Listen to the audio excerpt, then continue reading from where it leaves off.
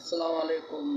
जाली मदद हक़ मौजूद जेतिरा बि असांजा पाकिस्तानी भाइर ऐं असां ख़ासि करे असांजे सिंध में रहंदड़ मुस्लमान भाइरनि खे मां हथ ॿधी अर्ज़ु थो कयां। मां हिकु सचो मुस्लमान आहियां ऐं सचो पाकिस्तानी आहियां, सचो सिंधी आहियां।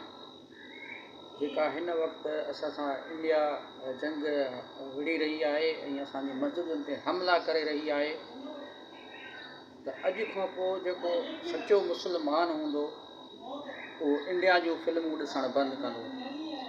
अगरि तव्हां हिन जिहाद में शामिलु थियणु चाहियो था त अॼु खां पोइ पंहिंजी गैरत जो सबूत ॾींदव त इंडिया जूं फिल्मूं ॾिसंदड़ बंदि कंदव।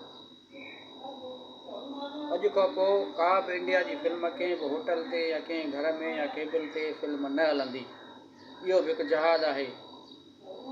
अॼु खां पोइ अगरि कोई मुस्लमान आहे त इन जहाद में मूंसां शामिलु थिए। इहो मां अॼु खां पोइ ट्रेंड हलाए रहियो आहियां त इंडिया जी फिल्म ते टोटल पाबंदी आहे। इंडिया जी फिल्मूं तव्हांखे ॾेखारनि छा थियूं? पंहिंजो कल्चर छा तव्हां हिंदुनि जो कल्चर ॾिसंदव? असां सचा मुस्लमान आहियूं, असां पंहिंजो सचो कल्चर ॾिसंदासीं।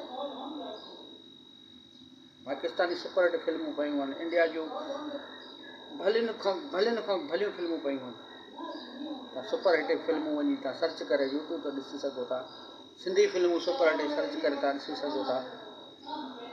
इहा बि हिकु जंग आहे इंडिया जी फिल्मुनि ते टोटल पाबंदी हई वञे। तव्हां ॾिसो ई न वरी हलायो।